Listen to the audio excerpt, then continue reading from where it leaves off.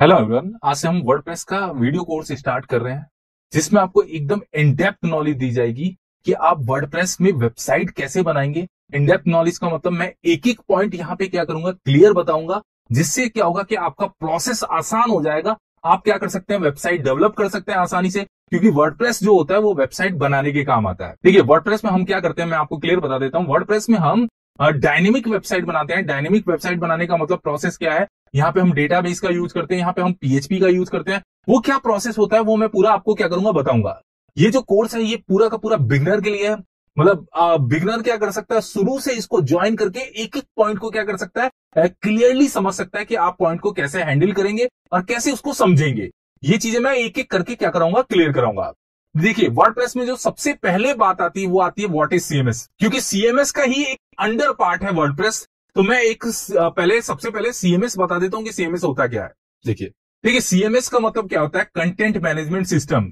देखिए, content management system मतलब एक तरह का ऐसा एप्लीकेशन जहां पे आप डिजिटली कंटेंट क्या कर सकते हैं, अपलोड कर सकते हैं। जैसे जस्ट एग्जांपल के लिए आप इमेज अपलोड कर सकते हैं, टेक्स्ट अपलोड कर सकते हैं, किसी भी टाइप का डेटा आप वहां पे क्या कर सकते हैं, अपलोड कर सकते हैं। वीडियो, पीडीएफ, इस टाइप का डेटा भी क्या कर सकते हैं, आप अपलोड कर सकते हैं।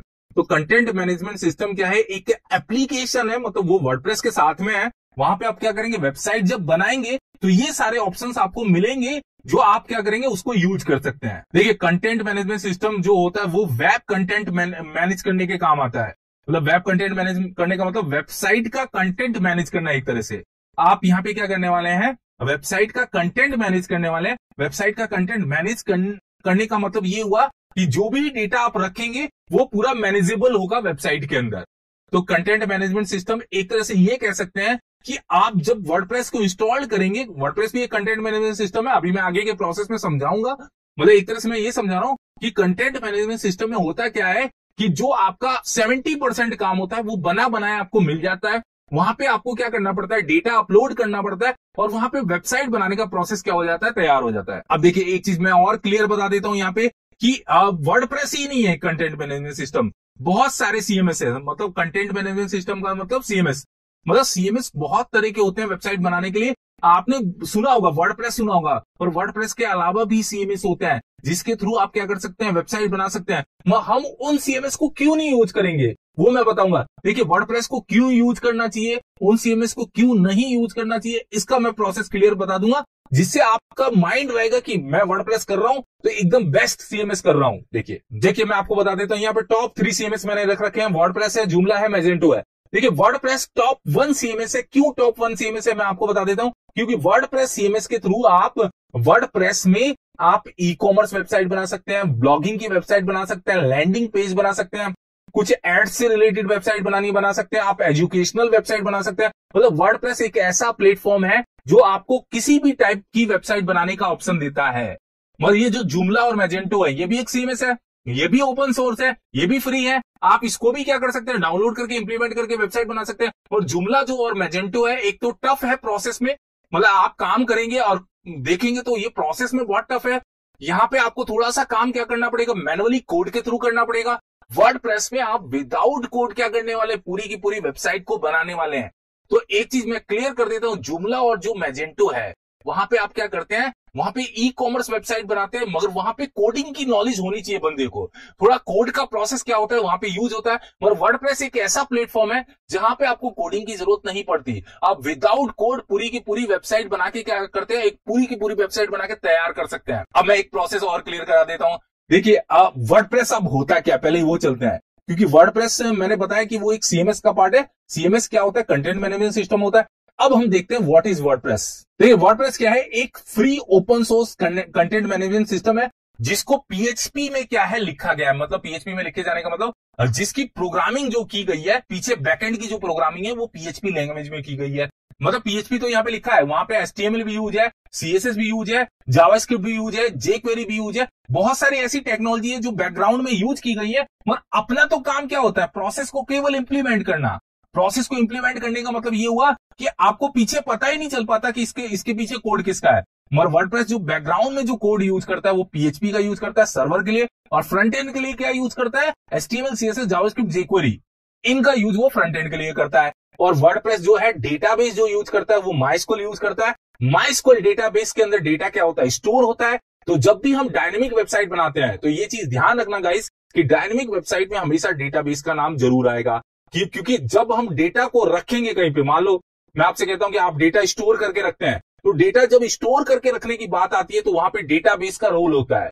क्योंकि अगर मैं मान लो एक वेबसाइट बनाता हूं और वेबसाइट बना के मैंने क्या किया, एक प्रोडक्ट अपलोड कर दिया मान लो एक वेबसाइट पे, और मान लो मैं 10 दिन बाद आया, 10 दिन बाद भी वो प्रोडक्ट मुझे दिखेगा, क्योंकि वो प्रोडक्ट आपके पेज पे नहीं है, वो प्रोडक्ट आपके डेटाबेस से आ रहा है। अगर मैं पेज पे स्टैटिक रख के काम करूंगा तो मुझे पेज पे जाके कोड में जाके चेंज करना पड़ेगा। और यहाँ के प्रोसेस में क्या है, यहाँ पे आप क्या करते हैं, जब डेटाबेस का यूज करते हैं तो जैसे ही आप डेटाबेस में चेंज करते हैं या डिलीट करते हो तो वो प्रोडक्ट हट भी जाता है। जैसे आप प्रोडक्ट को अपडेट करते हैं तो प्रोडक्ट का नेम अपडेट भी हो जाता है। तो यहाँ पे प्रोसेस ये है कि जब आप उसको डायनेमिक वेबसाइट बनाते हैं तो डायनेमिक वेबसाइट में हमेशा किसकी बात होती है, डेटाबेस की बात होती है। तो हमेशा जब भी हम वर्डप्रेस का यूज करते हैं तो वर्डप्रेस बैकग्राउंड में PHP यूज करता है और डेटाबेस के लिए क्या यूज करता है, MySQL यूज करता है। और वर्डप्रेस के स्ट्रक्चर में आपको थीम्स मिलते हैं, प्लगइन्स मिलते हैं, जो ये बने बनाए होते हैं, मगर इनका भी कोड क्या होता है, PHP में बना हुआ है, मतलब PHP में किया गया है। आप क्या करते हैं, अपने जरूरत के अकॉर्डिंग उसको यूज करते हैं और इंप्लीमेंट कर लेते हैं। ये पूरा प्रोसेस होता है। अब देखिए मैं एक चीज और क्लियर कर देता हूं, यहाँ पे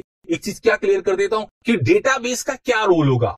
अगर डेटाबेस आपकी वेबसाइट से हट जाए तो वहां पे क्या रोल क्रिएट करेगा।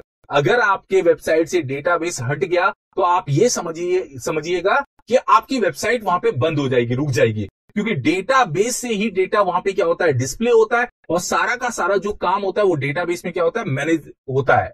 और डेटाबेस में मैनेज होता है डेटा, वहां से डेटा आपको रिफ्लेक्ट होता है, वहां से डेटा क्या होता है, दिखता है। तो ये एक वर्डप्रेस का प्रोसेस था जो मैंने आपको समझाया कि CMS क्या होते हैं, वर्डप्रेस क्या होते हैं। अब हम एक एक करके क्या करेंगे, इसके टॉपिक्स पे जाएंगे। जैसे हम नेक्स्ट प्रोसेस में देखेंगे कि सर्वर इंस्टॉलेशन कैसे करेंगे और वर्डप्रेस को लोकली पे सेटअप कैसे करेंगे। एक एक चीजें बिल्कुल डीप में क्लियर कराई जाएंगी, जिससे आपको क्लियरिटी हो पाए कि मैं वर्डप्रेस में क्या करूंगा, वेबसाइट कैसे बनाऊंगा। और एक चीज और बता देता हूं कि वर्डप्रेस जब हम डाउनलोड करेंगे तो वो हम कहां से डाउनलोड करेंगे, wordpress.org से डाउनलोड करेंगे। वो भी क्या है, आपके लिए फ्री ओपन सोर्स है, वहां से डाउनलोड कर सकते हैं। उसके लिए सबसे पहले आपको सर्वर इंस्टॉलेशन करना पड़ेगा और वर्डप्रेस का सेटअप करना पड़ेगा लोकली। वो हम काम लोकली करेंगे। और एक चीज और क्लियर करा देता हूं, हम लोकली भी काम करेंगे और हम लाइव भी करेंगे उसको। जैसे हम वेबसाइट लोकल पे बनाएंगे, उसको फिर हम ऑनलाइन सर्वर पे क्या कर देंगे, लाइव कर देंगे, जिससे चीजें क्लियर हो। कभी कभी माइंड में ये आता है कि जैसे आपने सुना होगा कि हम वर्डप्रेस तो ऑनलाइन भी कर सकते हैं।